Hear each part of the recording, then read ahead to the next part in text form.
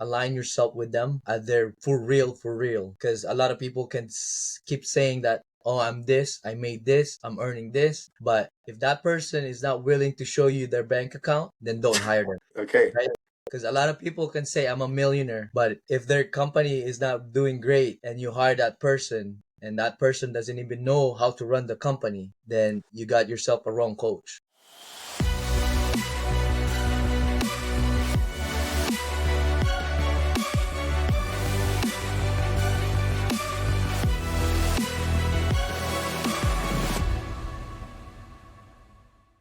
Welcome to the Deals Estate Wholesaling Podcast, where we discuss finding, financing, and facilitating off-market deals. I'm your host, Diligence, and I'm joined today on the show by Mar Lou Merilles, all the way from Winnipeg, to discuss and share his knowledge and his experience on the power of social media and mentorship in building your wholesaling business. Mar Lou is an accomplished wholesaler based out of Winnipeg, Manitoba. His business focuses on wholesaling and flipping. He's done about 65 deals over the past 3 years, and he has just recently acquired a cleaning business. So in today's episode, Mar Lou and I discuss his background, how he got into wholesaling. We also discuss the power of social media in building your wholesaling business and building your brand. And finally, Mar Lou and I discussed the differences between wholesaling in Winnipeg and wholesaling in Ontario. So you do not want to miss this episode. So please be sure to listen to the very end. Before we dive in, I want to say a big thank you to everyone who's listening to this podcast. If you are a fan, please hit the like, subscribe, and notification buttons, and we would greatly appreciate a 5-star review. So without further ado, let us dive into today's episode. Hi, Mar Lou. Welcome to the Deals Estate Wholesaling Podcast. Well, thanks for having me, bro. It's a Thank pleasure. you. Thank you for coming on, man. I've always wanted to reach out to you. I've always wanted to meet you, and I'm so excited to have you on board today. And I know that this is going to be a fire episode. Hope I'm gonna try. I'm So yeah, gonna try. thank you. Mhm. Thank you a lot for coming on, man. So like I'm really excited to have you on.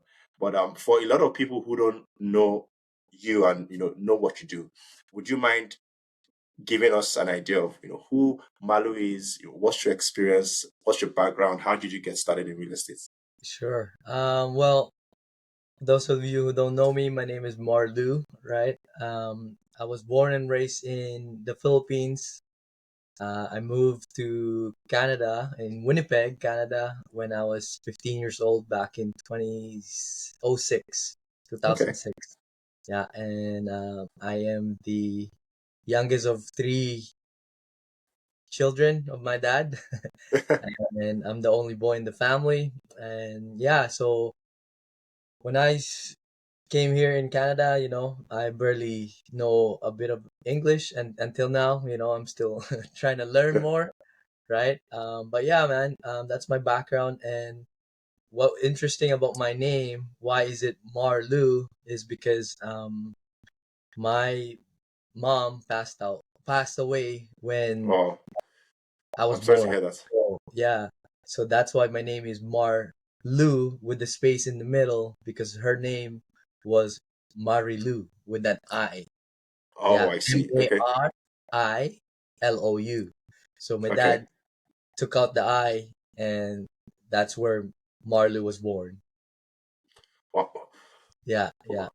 Wow, that's a powerful Uh, story. So, okay, so how how has your experience been since you came into Canada, and how has that gotten you to where you are today? it was it was a scary move for us. Didn't know anybody here. I had a stepmom here. Um, she was the one who brought us to Canada. She passed away as well 7 years Well, ago. Yeah, so my dad's on his third wife now. Yeah, um, so for me, having no mom growing up, now I experience two other moms, right? So yeah, it's been a blessing, right? Because growing up with no mom from since we were born. it's different, right? It's different Yeah. just growing up with a father, right? Yeah. So yeah, man. So it's a blessing, He took away my mom, my actual mom, but he replaced it with two beautiful lady. Wow. Yeah, Well, that's like a different angle to it. I'm sorry yeah, to hear about your yeah. loss.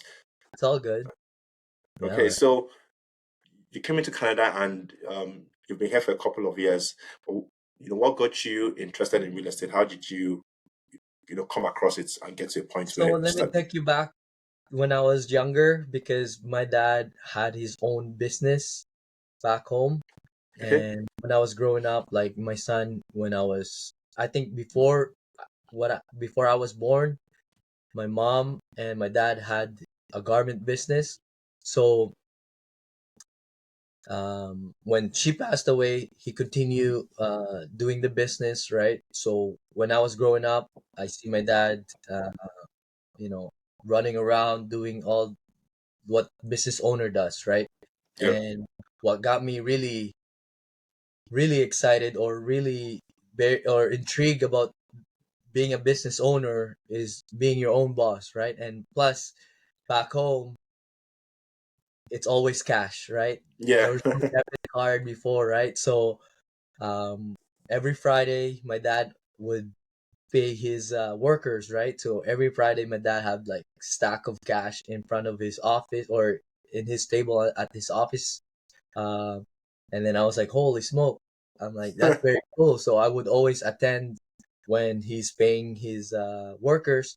So then I'm like, man, I want to be like my dad when I grow up, right? So we came to Canada, and you know, it's still my mind is always I want to build my own business or I want to be a businessman. Um, Real estate didn't really come along until 2020. I had my first business where I sell street food, like it's called Filipino street food, and it's called Okay. isaw, right? It's a pork intestine, you know. Yeah. So I had to clean them up, and then sell it to the public.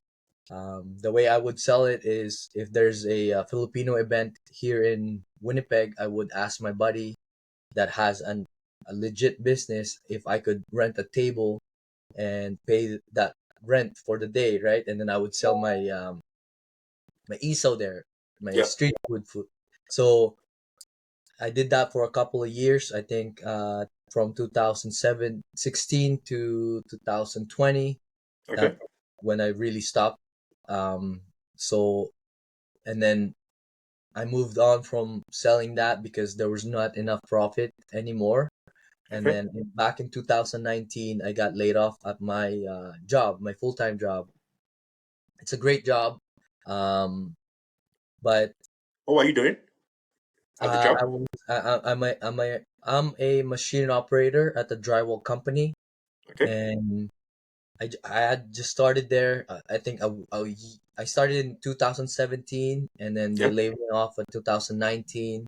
So I was scared to death because my other child, my second child, was coming to the world, and I was very very stressed. But I don't know what to do because I thought this job will secure my family and I, and maybe I was thinking of just retiring at that job, right? But the layoff came in, and I was like, what the hell am I gonna do now, right? So for 2 months, I was off work, and in that 2 months, I was thinking very, very hard on what I want to do. Should I go back to school, or should I look for another job? Um, and then real estate came along one night, and because I know a buddy of mine owns a couple of rental property here in Winnipeg and also in the Philippines, and he's a great buddy of mine. So I texted him. I was like, "Hey, bro, um, would you be willing to teach me or partner up with me on a deal, and then we could keep it as a rental property, right?"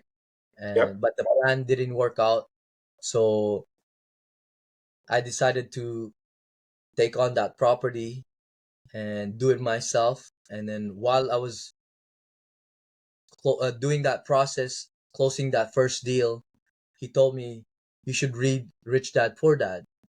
Okay. So I read it, and I was like, holy smokes, I'm on the right path, you know. But in the Rich Dad Poor Dad book, he doesn't say how much, how much, how hard it could be owning rental property. He Yeah. didn't say that. He just said, own rental properties, get the cash flow, and you live happily ever after, right? But he didn't say, those hard stuff that comes along with the rental property, right? Yeah. Anyways, I closed on my first deal. It was February of 2020, and then March of 2020, we all know what happened, right? COVID. Mhm. The goal was to put in students or university students in that rental property, but I only had two university student. My goal was to do five because there was 5 bedrooms. So, anyways, I kept them, but they were terrible, terrible tenant. So within 3 months of owning that rental property, I wanted to quit. I told my wife, you know what, I'm done. I invested more money into this property that I thought it was gonna pay me, but no, I'm losing more money. So and then So at that point, those 3 rooms were still vacant. yes, yeah. Okay. And then I kicked them out in June of 2020, June, July, something somewhere there. And then I was really, debating on selling it. Um, and one day in May, I found this guy's name. His name is Stefan Arnio. He is a great a guy. I never met the guy because when I knew about him is the day when he passed away. Whoa. Okay. Yeah. So a buddy of mine, uh, like from high school, did a Instagram story, and he said, "R.I.P. Stefan Arnio. Thanks for putting Winnipeg on the map." So Mhm. that really got me intrigued because Winnipeg is super small, and who the hell is this guy putting Winnipeg on the map, right? So I click on his bio.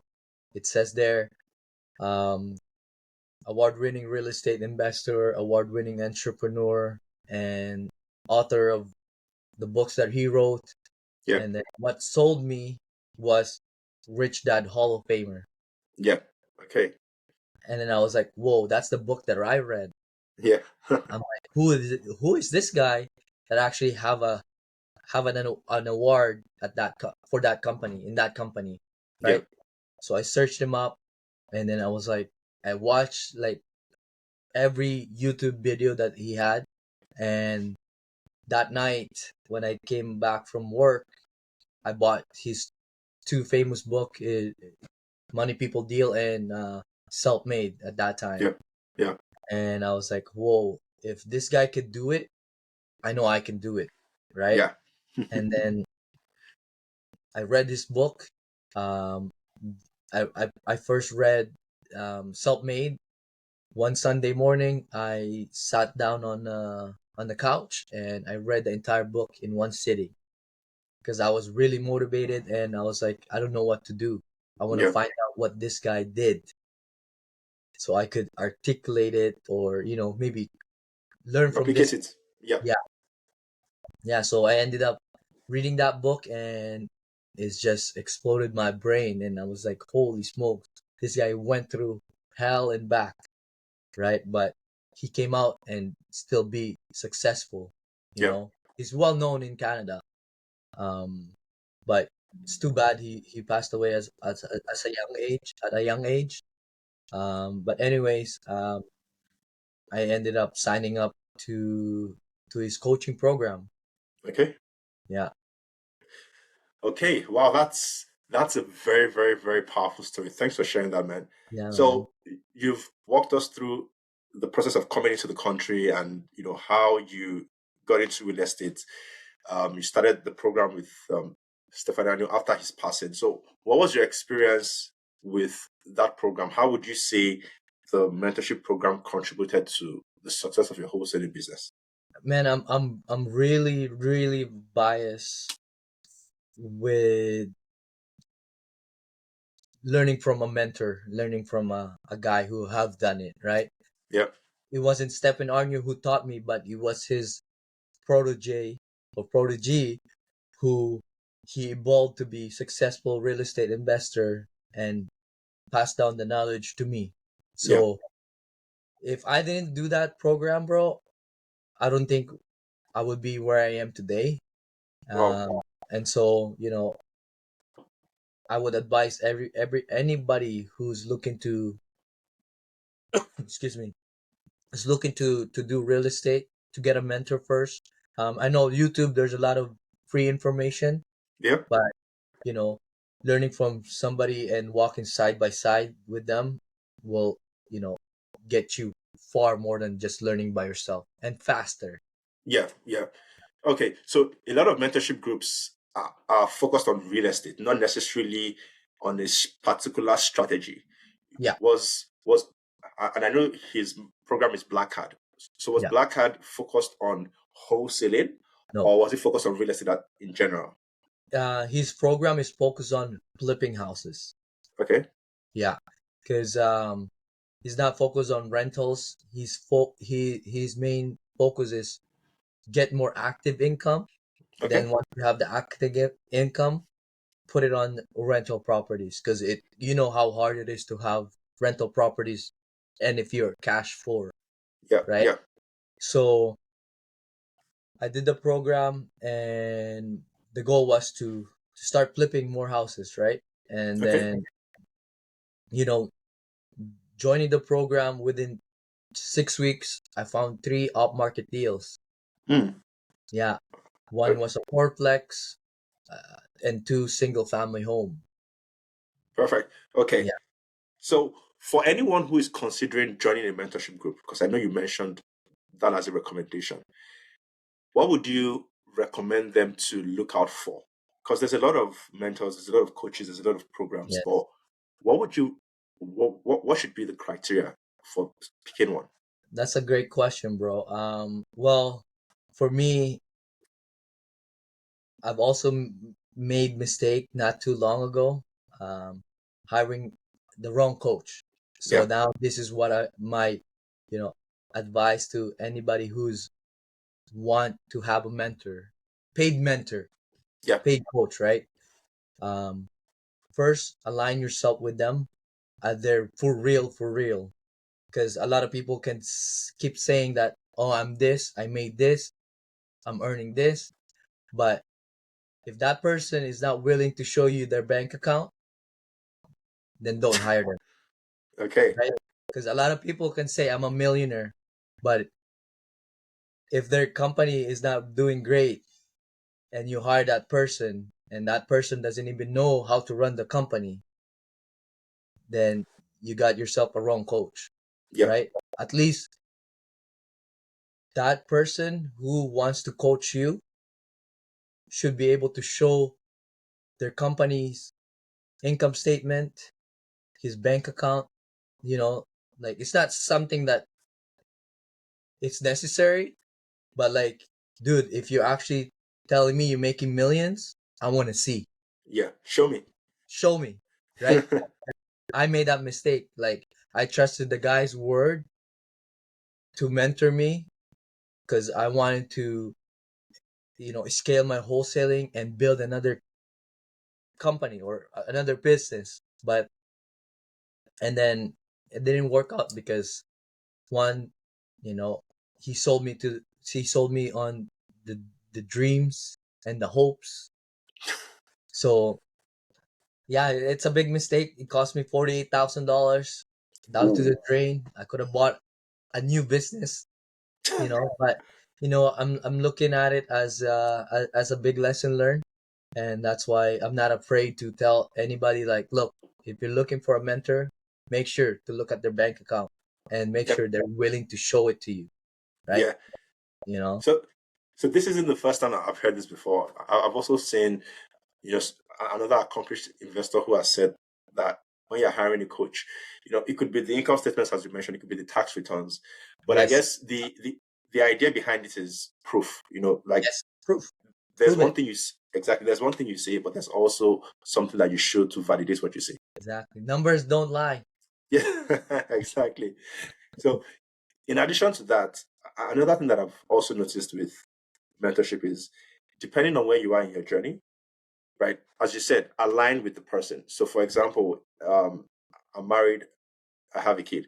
If Yes. you want to hire a mentor and you are hiring a mentor whose lifestyle is somewhat different from yours, Yes. their risk levels might be very different. So, for example, Mhm. if you hire a single person, Yeah. who's done well in real estate and doesn't have a family, it's Mm. possible that their choices with respect to their investment strategy, respect to their portfolio, their risk levels would be slightly different from yours Of because course. you have a Yeah. family, you have kids. So I think it's also helpful to understand that nuance and work with someone who really understands where you are, not just from an investment standpoint, but also from a personal standpoint. So if you're Mhm. married and you have two, three, four people to choose from, it might Mhm. be worthwhile to at least give a second look to the person who's actually married as well, and Yeah. has kids, Yeah. you Yeah. know. So at least there's some shared understanding there. So that's Exactly. one thing I've noticed. Another thing is also in terms of where you are in your journey, and that's what I was asking. A lot of mentorship groups, they cut across different strategies. So, for Mhm. example, if you are doing Airbnb, right, Mhm. and you have the option of going with a mentorship program that teaches you the broad real estate spectrum, you also have another program that teaches only Airbnb. Yeah. There's a world where you could go with the first program to learn the full spectrum of real estate investing. But it's also worthwhile to consider the possibility of just learning that strategy that you want to do at that time so that Yeah. you're not distracted and you Mhm. know that that's what you're doing at that time and you're making the best of the mentorship and the coaching. And then you could move on to other strategies as you get better at that one thing. Right. Exactly. So that's how I view mentorship. Okay. Thanks for that context, man. So that's a segue to the next question that I wanted to ask because I know that in addition to mentorship, there's also another thing that I noticed that has been supercharging your business and it's very interesting to me, which is social media. Mhm. And that was how I came in contact with you. And I'm not sure that there's any other wholesaler in Canada that has, as much followers as you do and, just your online presence. So I wanted to get your thoughts on how social media has been helpful in building your business, in building your brand, and Mhm. then more importantly, how you actually built your social media presence, to what it is today. Yeah. So I think building a brand, a personal brand, is really helpful for you because a lot of people will know what you're doing, and once they know what you're doing, they could bring business to you, right? Yep. So when I started, Stefan Arnio he's been saying build a brand, build a social media brand, build a personal brand. So you could attract people that might want to invest or might want to sell. So I like social media. I like the attention. You know, who doesn't, right? Because one, you know, it could be an attention to make you more money or attention to give you bad reputation or something like that. But Yep. good or bad, they they they come both, right? Yes. So for me, um, I like it. It helped me, establish my name there, and I've used social media to gather more wholesaler or wholesale buyers, Okay. right? Okay. Because I couldn't take on. I was getting a lot of upmarket deals, and I could negotiate them really good, and so my coach told me that don't bite more than you can chew. Chew. Yep. No Yep. more. Don't bite more than you can chew. So he's like, at some point in your career as a real estate investor, you're gonna get super overwhelmed of deals or money or partners, whatever that is. But bite more than you can chew. So for me, it was a lot of deals, right? So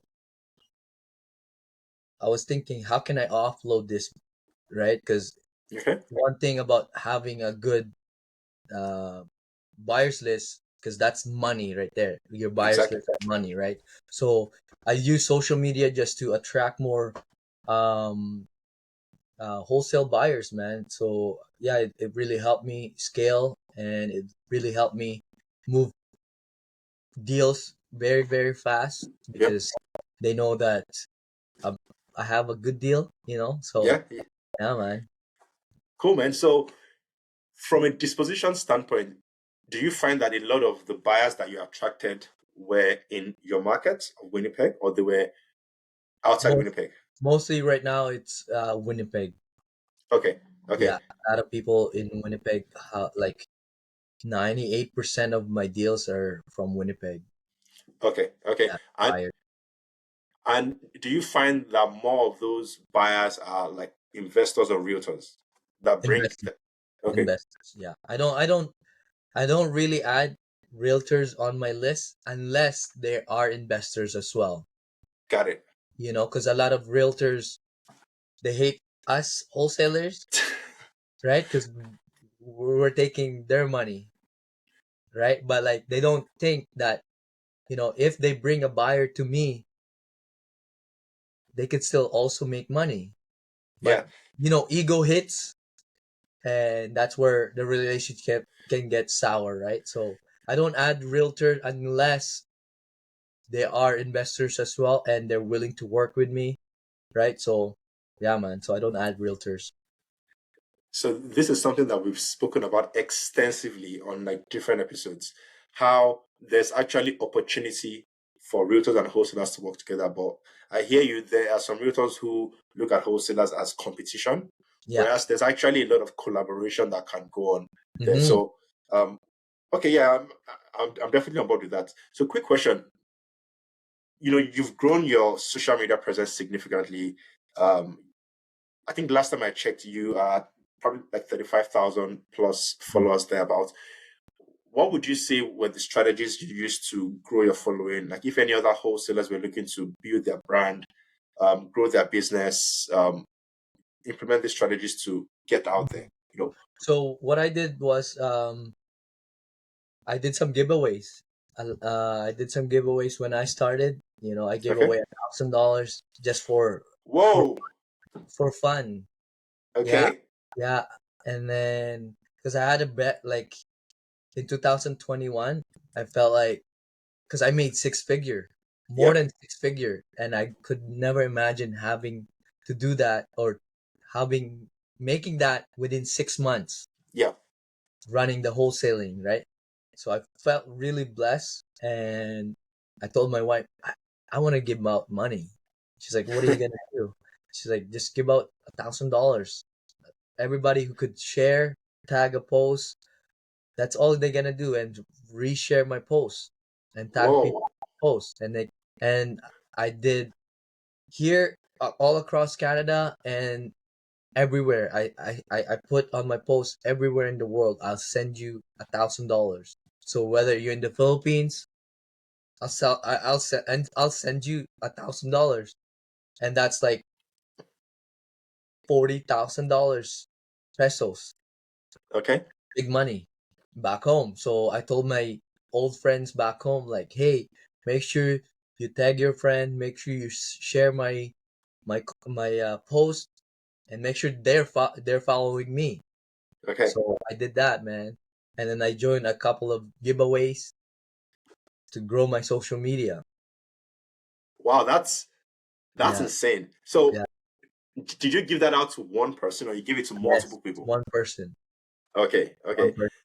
And I did a video when I went on live, so people will not think that it's rig, right? I put everybody on the Wheel of Fortune or whatever Yeah. app Yeah. computer that picks random winner. So I put everybody there, how many times they tag, their share or whatever. There's at least 2,500 entries. Whoa. Yeah. So I put it in there, and then I went on a live stream on TikTok, not TikTok, Instagram and Facebook. Yeah. And then I had my son to hit that button. And then, yeah, there was only one winner. And she was from Winnipeg. And you had 2,500 participants. Yeah. Wow. Yeah. Yeah. Okay. Yeah. And since then, you've been growing your following. Yeah. So, what types of content or what types of platforms have you seen that have been successful in the wholesaling business? A lot of people try Instagram, try Facebook, TikTok, YouTube, and these platforms have different algorithms and different audience as well. Yeah. Which platforms have you seen that are probably the most successful in terms of the audience that you're targeting? Which platforms those audience use? Yeah. Well, it depends. It depends really on what you're looking to do, right? Because if you want to gather more investors, I Yep, think Facebook is more good for that. But yep, if you want to gather more people to just engage, I think Instagram is good for that because a lot of younger people use yep. Instagram, and then a lot of older people use Facebook. So I Okay. use both of them. I post the same content on both of them, and I get more investors on Facebook side, friends Oh, and nice. family that are asking, "Hey, what are you doing? Hey, can we look at some of your deals?" Got And it. we're looking to invest. So I see that Facebook gives me more investor Okay. clients, and then on Instagram gives me more just an engagement and people that wants to start real estate. Got it. Okay. Okay. Okay. That makes sense. And I noticed that you do a bit of coaching as well. So, Yeah. w- would I be right to assume that if you are raising capital for a deal, you might want to be very present on Facebook, where there's the older audience, they probably have capital, friends and family that you've grown up with, they're interested Mhm. in what you're doing, they want to put their Yeah. capital to work. But Yes. if you are looking to share your experience with newbies, people that are getting into the game, you might probably want to be engaged on Instagram, TikTok, Yeah. just to give the I newbies. actually just got going on TikTok. One of my video 2 days ago blew up. It's about 298,000 views right now. Okay. And what was the content of that particular video? That video, just talking to a seller. I recorded myself talking to this seller, Oh, and this seller was very optimistic, okay. and then he wanted to sell his property, and he told me on that video, I can't afford his property. So I'm like, how do you know? You know, but like where he's at, house at is very it's in a terrible location here in Winnipeg. So I challenged his asking price by saying, you know, come educate me on where you got your $300,000 value. It was like, oh, because my house is new, property went up, you know. I'm like, yeah, it did went up, but like not in your area, you know. But we ended up the call in a great like the call went great and we ended it good, and that's why a lot of people were uh engaged with that video because they thought I was gonna engage back to him and be mad Got it. about him telling me I can't afford it. But like Got it. Oh, I see. as a guy who's been talking on the phone for almost every day for the last 3 years, constantly answering sellers call, you can't really be emotional about what they're saying, Yeah. so yeah, there's people commenting, man, I'm so engaged with this video, but it it triggered me, not him triggering back to the seller. Yeah. Yeah. you know So that's uh, actually very interesting. That's one thing that I haven't done on social media, but I see it a lot from the US. A lot of the US yes. wholesalers, Yeah. they record their live calls. And it's always been interesting to me because, you know, I wasn't always sure if those calls were actually live or they picked their best calls and then, But it's actually interesting that you did it here, and that's one of your most viewed videos. Yeah, yeah. So I'm gonna keep doing it. Yeah, Thanks keep for sharing doing. that, man. Thanks for Yeah. sharing that. Yeah, that's sick, man. Okay, so Instagram and TikTok are more for engagement and sharing your experience.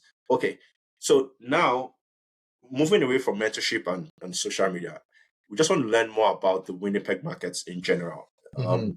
It, a lot of the episodes that we've done and a lot of our followers are traditionally in the Ontario market, so Yeah, it's helpful to understand the context in Winnipeg. So, yeah, do you maybe want to give us, like your own views of the Winnipeg market? Any interesting stats that you think people don't even know? yeah. Anything to share? Well, yeah. I think Winnipeg is very, very stable market. It doesn't have the up Swings. Yeah. up and down kind of market like Ontario does, Yep. Alberta, and BC. Winnipeg is just gradually going like this, and it does make a pause, and it goes up again, Got make it. a pause. Same thing, right? Since back in 2008, it's been like that, uptrending, and the houses here are very cheap, and it could always meet most of the deal can meet the 1% rule Got it. in real estate. So, you know, cash flow is good as long as you have a good tenant, right? Okay. So I like Winnipeg market. That's why I haven't moved to another city because it's cheaper to live here. It's Yep. cheaper to own rental properties. Your $500,000, let's say, apartment block for sixplex or whatever, that's $1 million in Ontario, Yeah. and the rent doesn't make sense, right? Here, you have sixplex. Hopefully, you could buy it for $500, $500,000, and rent out $1,000 on each unit. That's more Oh. than 1%, Yeah. right? So I love I love Winnipeg market, man. Like it's very stable. Um, there's more newcomers coming, new immigrants. Yeah. So and a lot of Filipinos. Okay. Yeah, yeah. Okay. So, in terms of the one thing I know that a lot of people talk about in Ontario is the tenant situation. Um, how how is that in Winnipeg? Is there like an LTB as well that Yes, has like there's tenant control? RTB that protects the tenants, and it's very annoying because they're so biased to the Yep. tenants. They have more rights than the freaking landlord, right? So yes, that's the downside of owning rental properties here. Okay. But like I said, if you find a good tenant, they're rare to come, but like, once you have them, you keep them happy and rent your place till they decided to move out. Okay. There was one thing that you mentioned. You said when you started your coaching program in about 6 weeks, you got about three off market deals. I wanted to understand in Winnipeg what the typical acquisition strategies look like. Here in Ontario, a lot of people would use flyers. Some would use like social media ads or Google ads. You know, some would do bandit signs. But I Yeah. wanted to understand in the Winnipeg market, was there a particular acquisition strategy that was more prevalent? Well, for me, I'm just gonna speak about my Yep. strategy is flyers all day, every day. Okay. That's where I got all my deals. Um, Now I kind of transitioned to Facebook marketing, Okay. and I'm getting the leads there as well. But since I started until now, flyer is the main bread and butter for me to acquire leads. Okay. And that's through Canada Post or Yeah, through Canada Post. I used to do it myself when I started. When I started, bro, um, I didn't have money to pay anybody, right? Or yep. Canada Post is very expensive, right? So what I ended up doing was every day the goal was to put out 200 50 pieces every single day, whether after work or before work. Okay. I would just walk around the neighborhood that I haven't put in and 250 right there, an hour of my time or an hour and a half. Okay. Once I deliver that, I feel good, you know. So that's how I actually started. Yeah. Okay.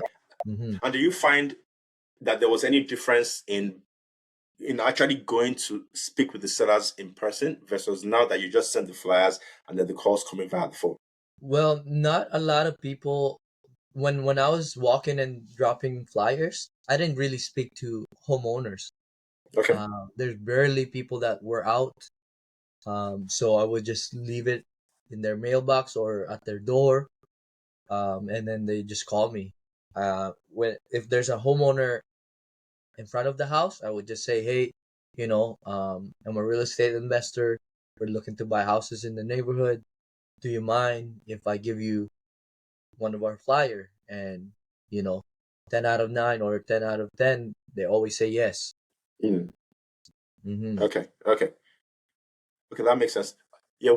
Flyers are also like our key strategy as well. Um, that's what we started with as well. Just sending flyers through Canada Post. Okay.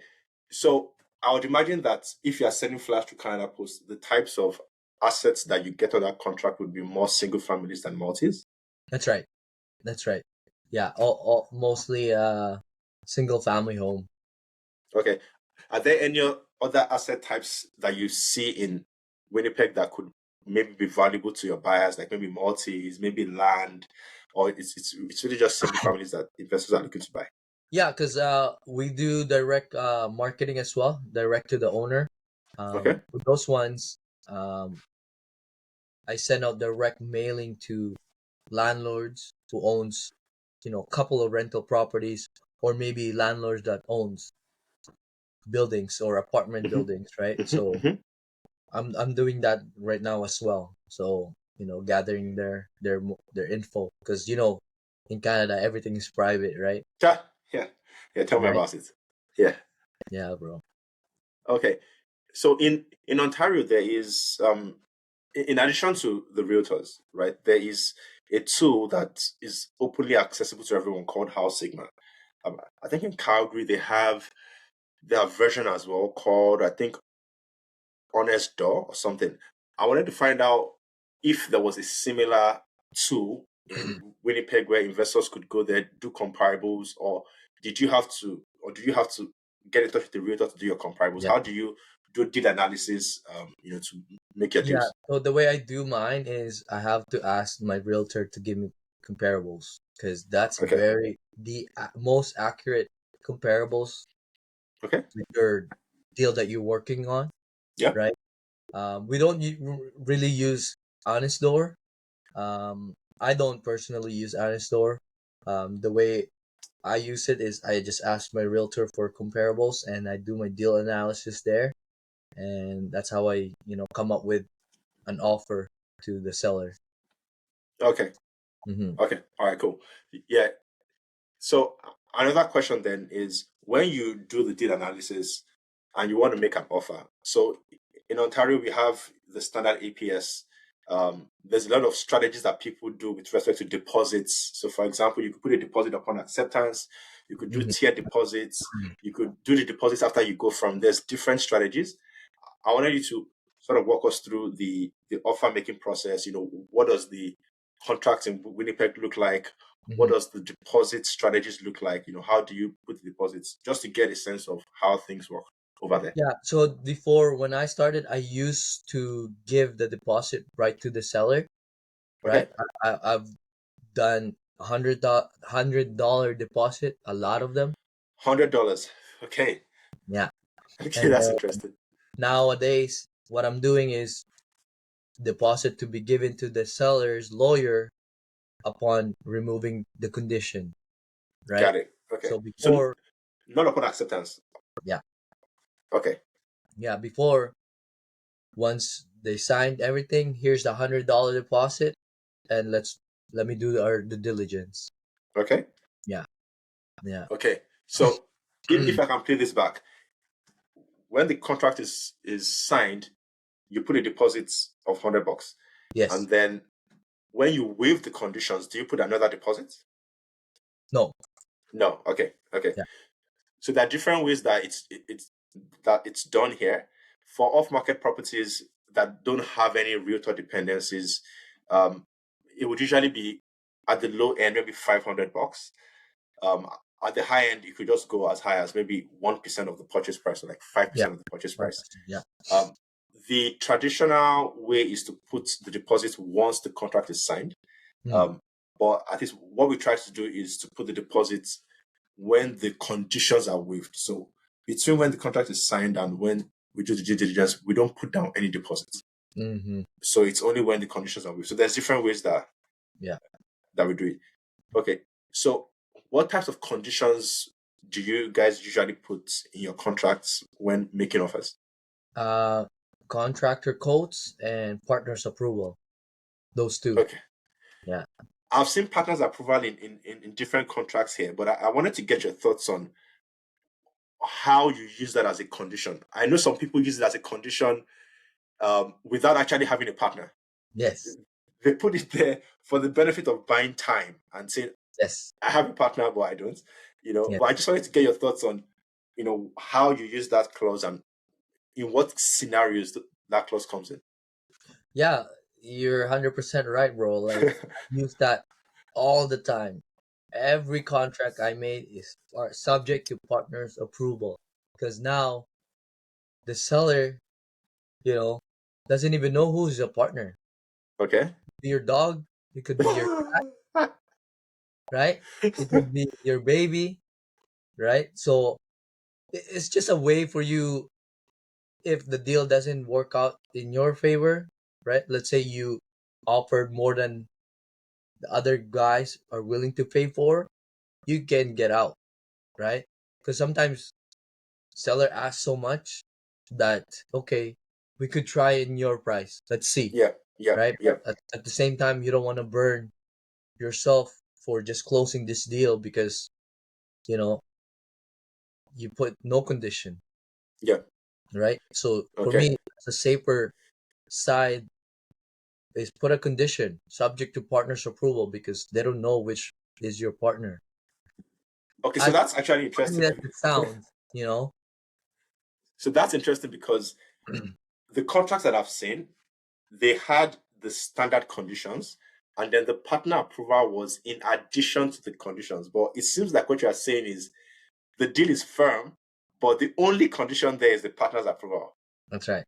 Okay, so that I have to run by my lawyer to see, if that's going to stand here in Ontario. But I can understand how powerful that would be because it's essentially a firm deal, but you're Yeah. telling the seller, I just need to verify this with my partner. Yeah, So like, I need to ask my partners because I'm the only one who's seen it, yeah, right? So I have to bring them my partners. Your price is your price. You're happy with my offer. Now I need somebody to tell me, okay, we could buy this, right? okay, Or okay, it's too much, yep. right? So So what it's pushbacks not do really you get? 100% firm. It's not really Yeah, 100% firm. Probably 75%. You okay. know, So what pushbacks do you get from the seller when you usually give them that clause? Like, what's the natural pushback or of objection having a that's condition. for partner approval?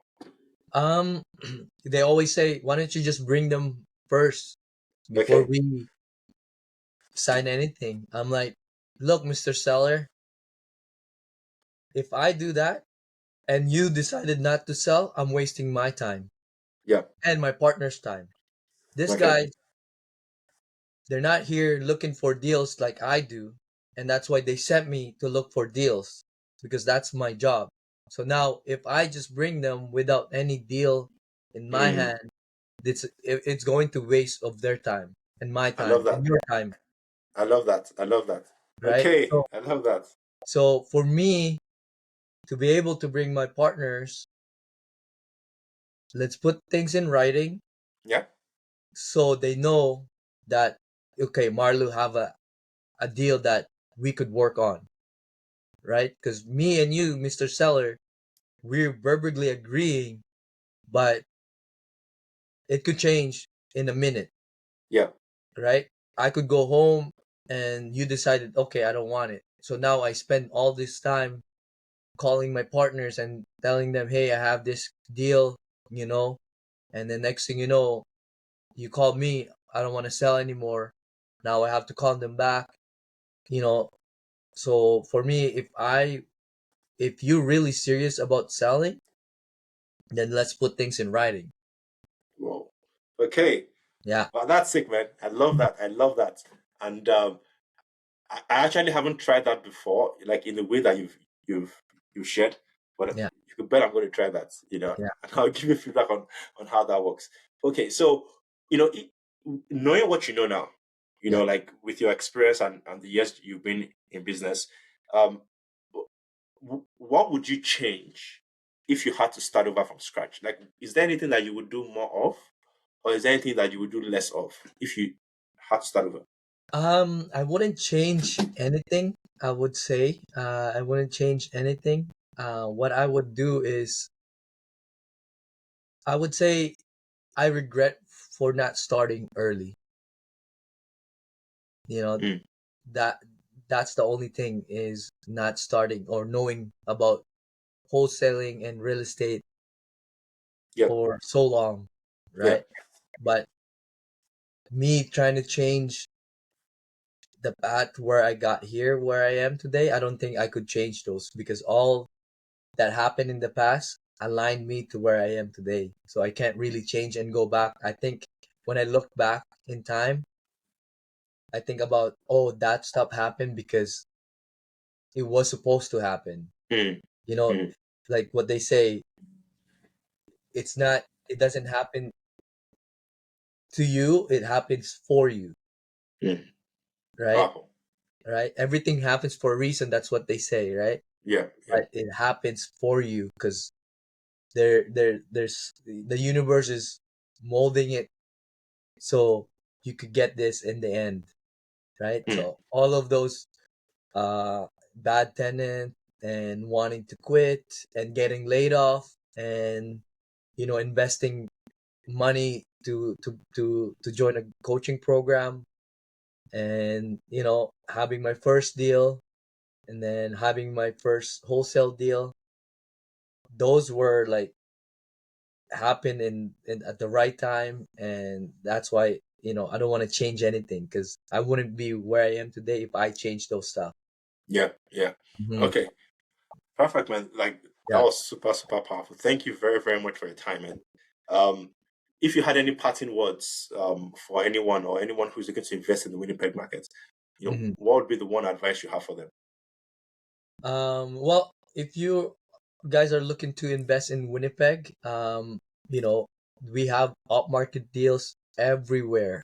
So Ontario guys, Calgary or Alberta guys, let us know. Let me know.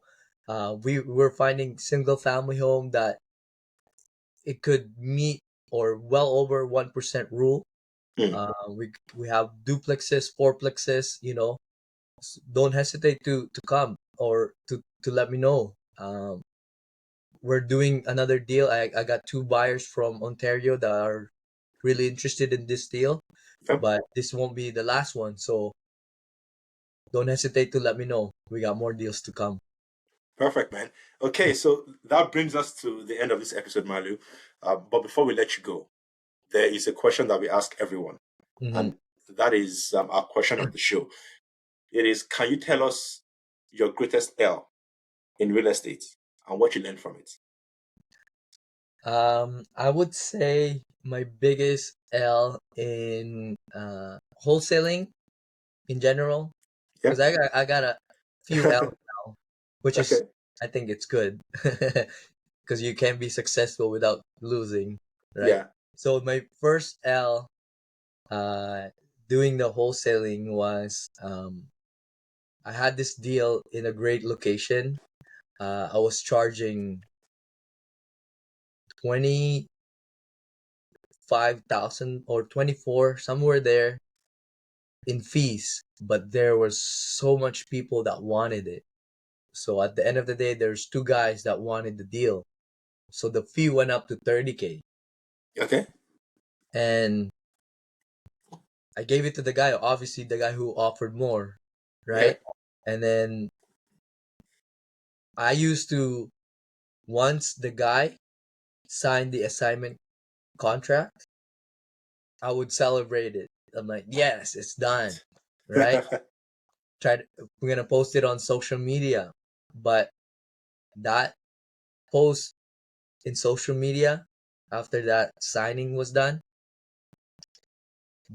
somebody from the home seller found my post Whoa, and bro. went back to seller and like, look, Mar Lou made money on your house. I don't know Jeez. who that was. Maybe some guy that didn't like me winning because he's on my Facebook, Okay. right? So he took a screenshot of that post and sent it to the seller, and then now the seller wanted to back out. So I had to fight for it because I told the seller, look, regardless whether I buy the property or I got somebody else to buy the property, It's sold. you know, I'm making money. My goal is to make money, and you were happy at the price that I gave you, right? And then now because you found out that I was making money, now you change your mind. That's not fair. So I had to fight for it, and then my lawyer said, you know what, you're gonna waste a lot of money on this deal if we keep fighting for it. And then he's like, I'm gonna ask the other lawyer, and let's try to settle this thing. So we asked them, and then they wanted $20,000 more, And what was the fee? and it ended up 10K. Okay. Yeah, so N- you know, Not bad. not bad, Uh, 10K. You know what? When my lawyer told me, they wanted $20,000 more, and I'm like, you know what, 10K. I didn't really lose money. I, yep, I yep. lost a little bit, but not really. You know, Oh, you still bro, make that's money, way better than like some experiences that I've had. Like very similar. Like I lost the entire fee.